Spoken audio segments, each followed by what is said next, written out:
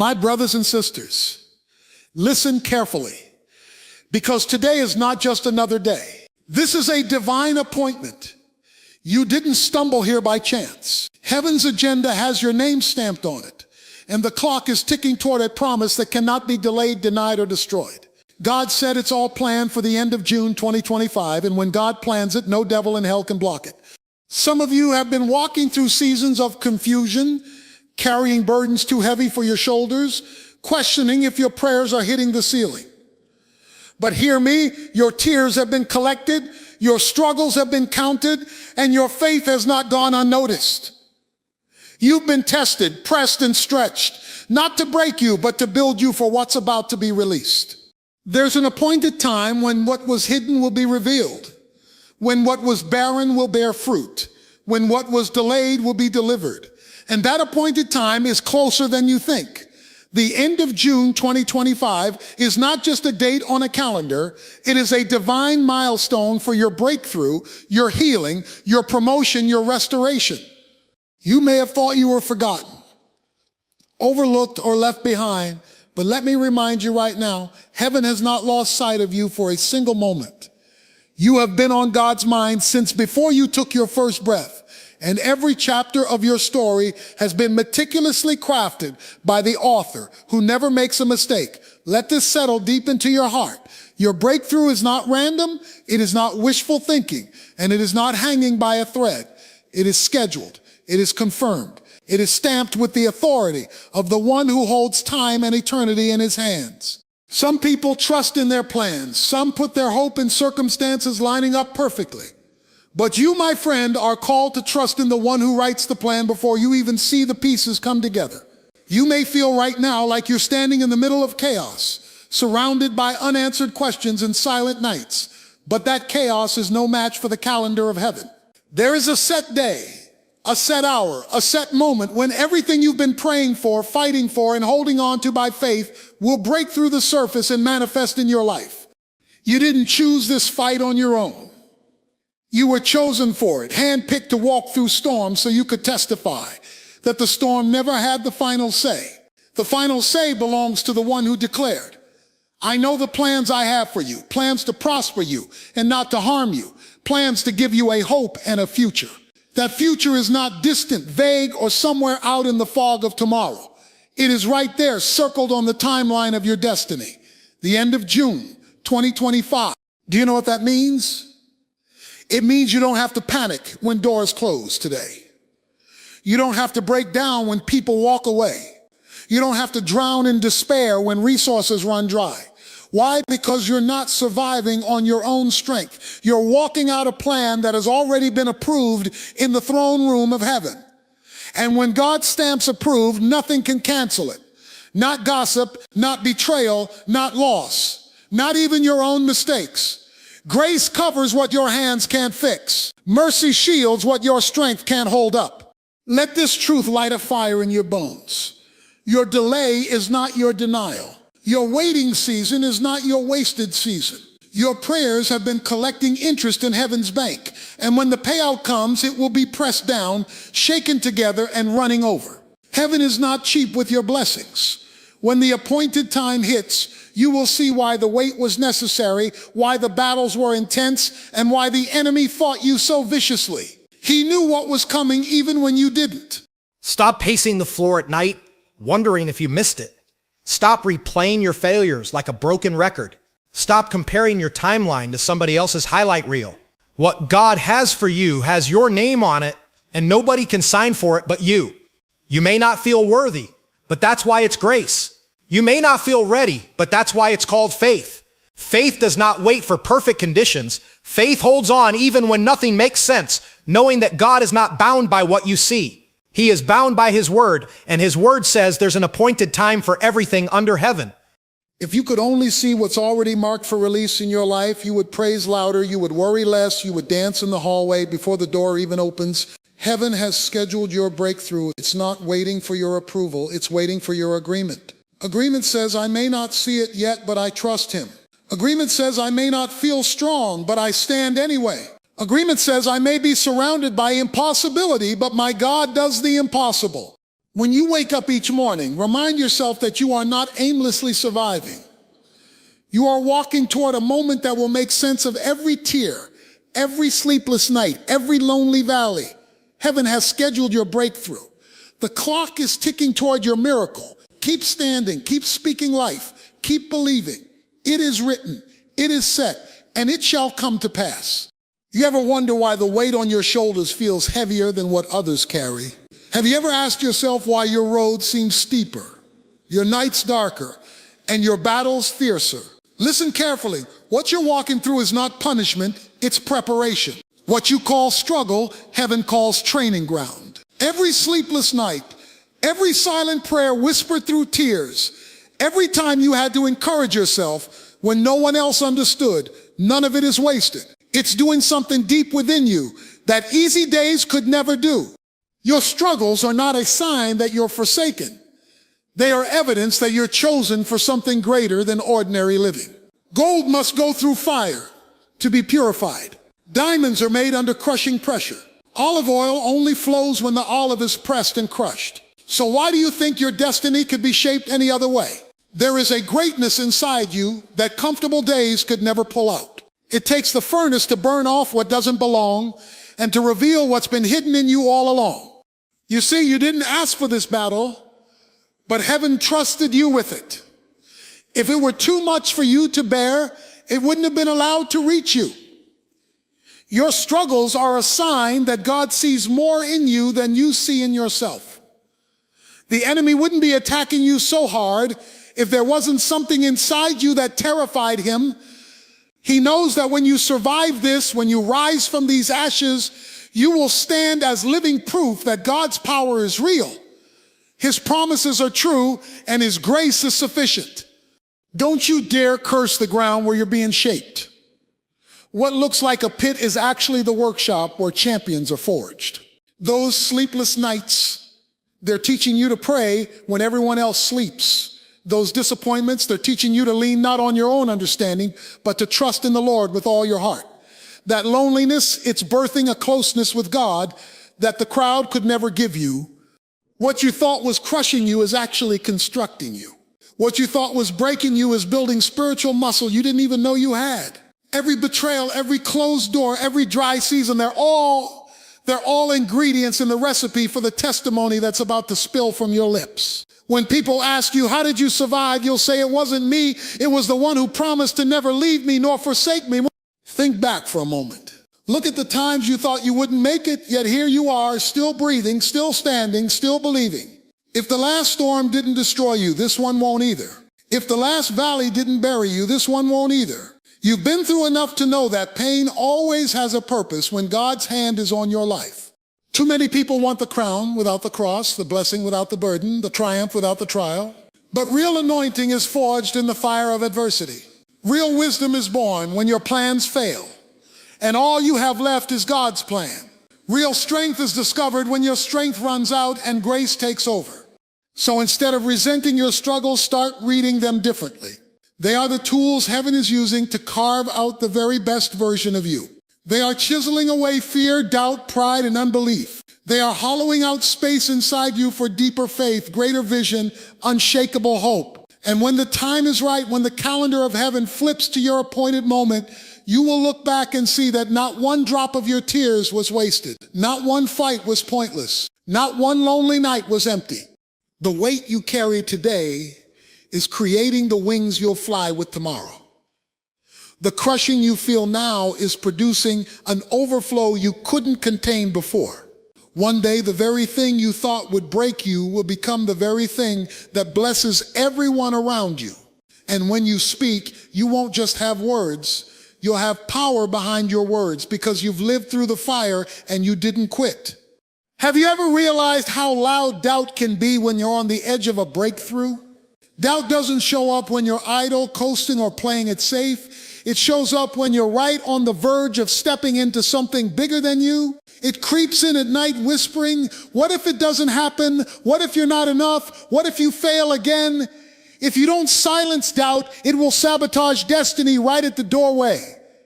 But hear this loud and clear. Your mouth is a weapon. You don't fight doubt with silence. You fight it with faith-filled words.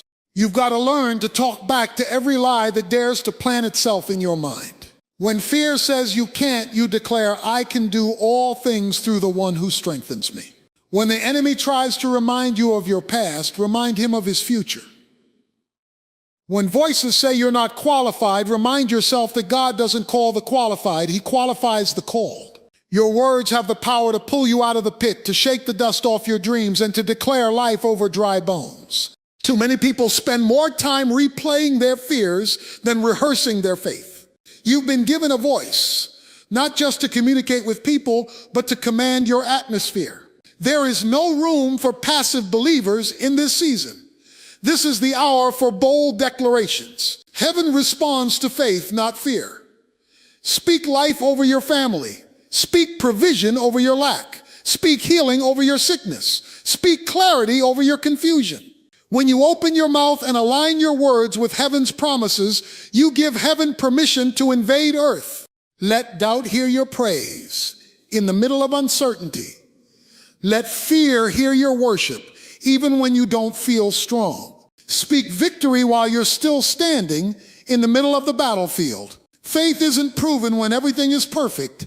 Faith is proven when everything screams impossible and you say, I still believe.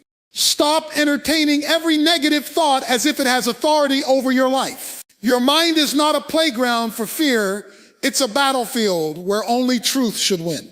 You can't stop doubt from knocking, but you don't have to invite it to sit down and stay a while. Reject it. Replace it. Rebuke it with the very promises God has spoken over you. Look back at how far you've come. Hasn't God always made a way? Didn't he carry you through seasons you thought would kill you? Why doubt him now? The same God who parted the Red Sea can part whatever stands in front of you today.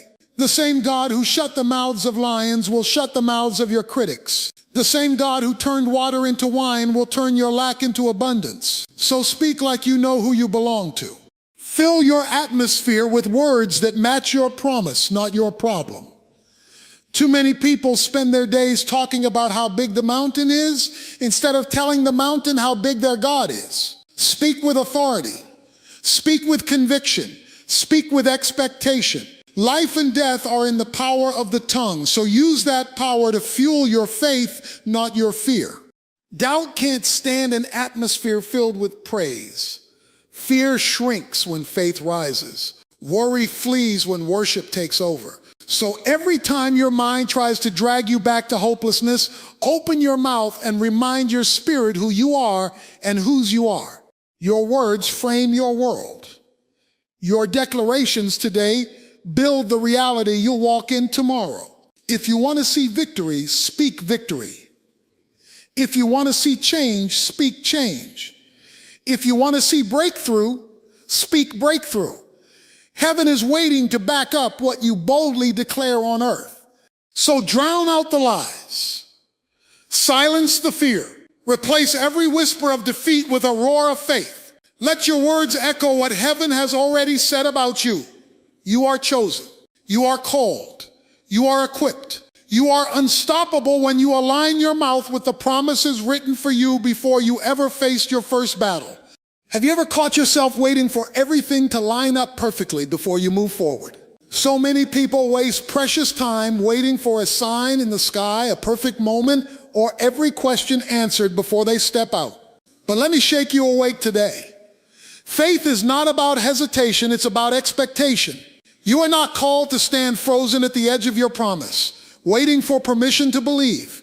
You are called to wake up every day and live like the promise is already unfolding before your eyes. You can't afford to sit back and let life happen to you. You were born to happen to life. There is a holy fire inside you that wants to take territory, break chains, and conquer what fear says is impossible. Expectation flips the script. When you live in expectation, you don't drag your feet through the day with a defeated sigh. You step out the door saying, today could be the day everything shifts. And even if it doesn't shift today, your spirit stays positioned to receive tomorrow. Hesitation keeps you stuck replaying what ifs and worst case scenarios. It's a trap that makes you second guess your calling, question your worth, and shrink back when you should be stepping up. But when you decide to live in expectation, you break the chains of doubt. You declare with your attitude, your choices, and your prayers that you believe God is not just able, but willing to move on your behalf.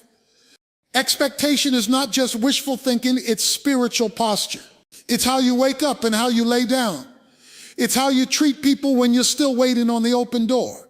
It's how you keep your joy even when circumstances don't match the vision in your heart yet. Expectation says, I'm not moved by what I see because I know what's coming. You don't plant seeds and then dig them up every morning to check if they've sprouted. You plant, you water, you trust, and you prepare for harvest. So why do we plant prayers and then dig them up with doubt and fear? Plant your faith and guard it with relentless expectation.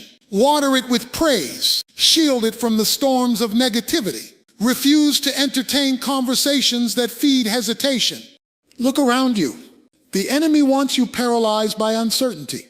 He wants you to stay cautious, polite, and silent while your promise sits on the shelf collecting dust. But you weren't given this promise to babysit it, you were given this promise to birth it. And birthing anything worth carrying comes with stretching, pressure, and yes, pain. Expectation keeps you steady when pain tries to convince you to abort the mission. Get your house in order. Like the blessing is on the truck headed to your door. Make space in your mind for the miracle. Declutter your heart of bitterness and make room for joy. Start planning with confidence. Talk like the door is already swinging open. Walk like the opportunity has your name on it because heaven has already stamped it with your identity. Stop waiting for someone to validate what God already confirmed. Stop postponing your preparation because you don't have all the details. Noah didn't wait for rain before building the ark. He built it when people called him crazy. Your preparation in the face of doubt is the loudest declaration of your expectation. Some people will call you unrealistic. Let them. Some people will mock your faith. Let them. They laughed at the dreamers before you. And they'll laugh at the dreamers after you. But when the floodgates open, when the promise becomes visible for all to see, they won't be able to deny that your expectation drew heaven's plan into your reality.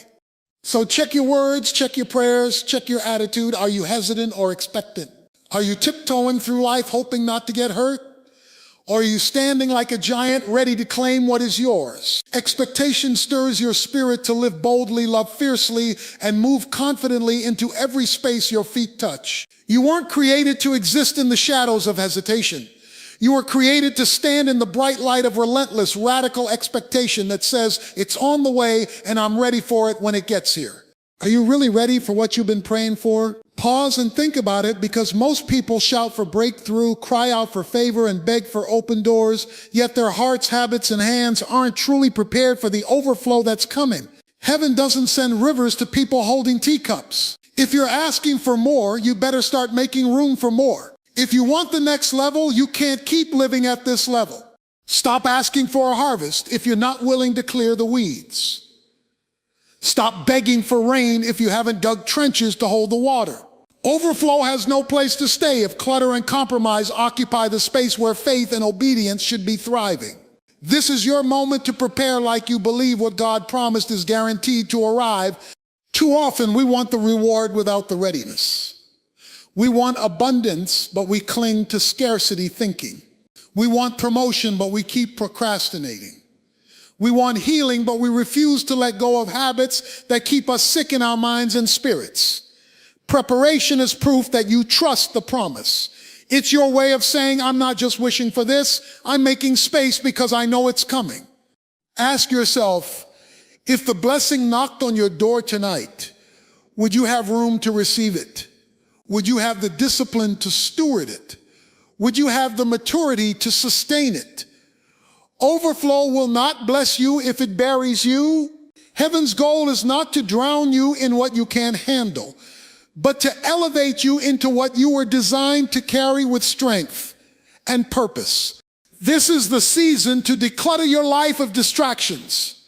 Let go of toxic mindsets that say you'll never have enough. Cut ties with patterns that drain your energy and kill your focus. Clean out your schedule, yes, your calendar, so you stop running in circles and start moving in purpose. Don't expect God to multiply what you don't even manage well right now. Start praying bold prayers, but back them up with bold preparation. You want financial overflow? Learn to budget and sow wisely now. You want a strong, healthy relationship? Work on your own heart first. Heal those wounds so you don't bleed on someone who didn't cut you. You want doors to open for your dreams? Hone your skills, refine your craft, and walk in excellence in the small things before you handle the bigger things. People will look at you funny when they see you getting ready for something that hasn't shown up yet. Let them talk. Let them doubt. You're not living for the applause of people. You're positioning yourself for the approval of heaven. There is power in hidden preparation. Nobody sees the roots growing deep in the dark, but when the fruit comes, everybody wants to taste it. Faith without preparation is just wishful thinking, dressed up in spiritual language.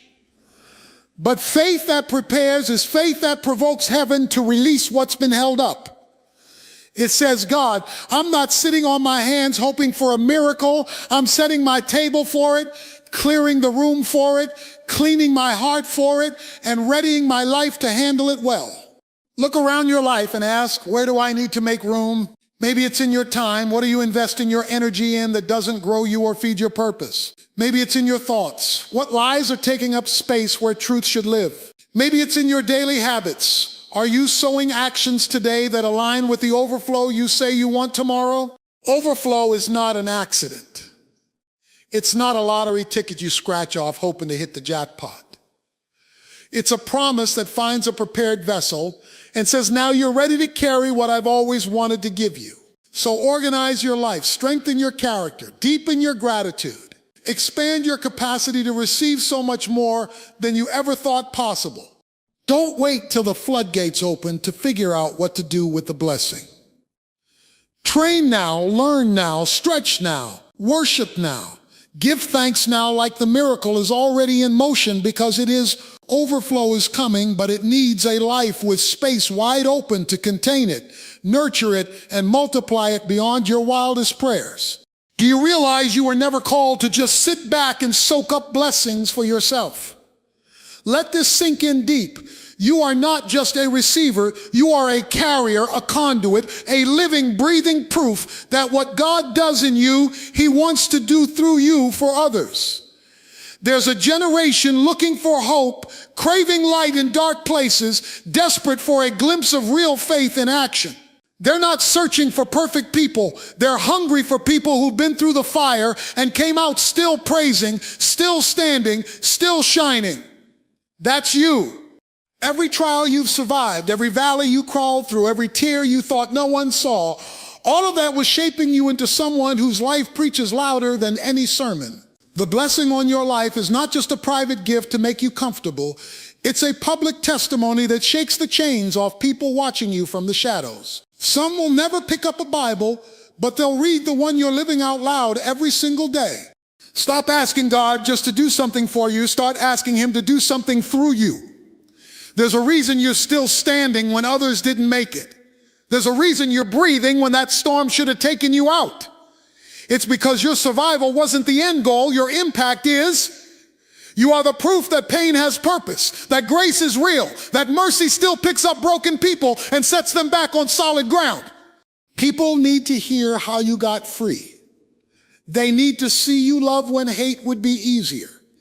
They need to watch you forgive when revenge would feel better.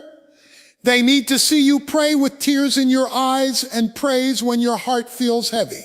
You may think your story is ordinary, but someone else needs it to break the lie that they're too far gone to be redeemed. Living for impact means living with your eyes off yourself. It means showing up for others even while you're still waiting on your own promise to manifest. It means serving when it's inconvenient, loving when it costs you something, encouraging when you're the one who needs encouragement. This world is starving for real, raw, unpolished hope. Be that hope. Be the reason someone else holds on one more day. Maybe you thought you had to have it all together first. Let that lie die today. If perfection were the requirement, no one would qualify. God loves using cracked, imperfect vessels, because when they overflow, everyone knows it was him, not the vessel, that made the difference. So stop hiding your scars. Show them. They are proof that healing is possible. They are keys to unlock prison doors for people chained up in the same battles you overcame. Don't sit on your testimony. Don't water down your faith to make others comfortable. Don't shrink back into the crowd when you're called to stand out as a light. The darkness around you is not your cue to retreat. It's your signal to shine even brighter. You carry something this world can't buy and hell can't steal. The evidence of a living God who turns graves into gardens, mourning into dancing, brokenness into beauty. When you step into a room, you bring an atmosphere with you. Let that atmosphere be one of peace that calms chaos, of hope that lifts heads, of faith that sparks dreams back to life. Be intentional about it. Be bold about it. Wake up each morning and ask, who can I bless today? Whose load can I lighten? Whose heart can I heal with a word, a prayer, a listening ear? You are a vessel on assignment. This world doesn't just need another motivational quote. It needs a living testimony. That's you. When you open your mouth, chains break. When you show up, burdens lift. When you pray, strongholds tremble. You're not just here to get through life quietly. You're here to shake the ground, change atmospheres, and leave footprints of faith that others can follow long after you're gone.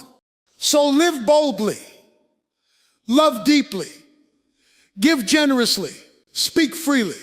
Walk daily in the reality that you are not just blessed, you are a blessing in motion. Be the change, not just the receiver.